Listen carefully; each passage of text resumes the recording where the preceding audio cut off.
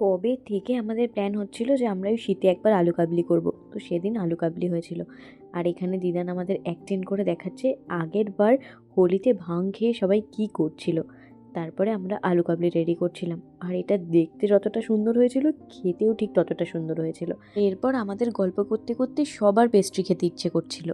আর হ্যাঁ, আজকে কারোর বার্থডে নয়, আমাদের সবার পেস্ট্রি খেতে ইচ্ছে করেছে বলে আমরা একটা কেকই অর্ডার করে দিয়েছি।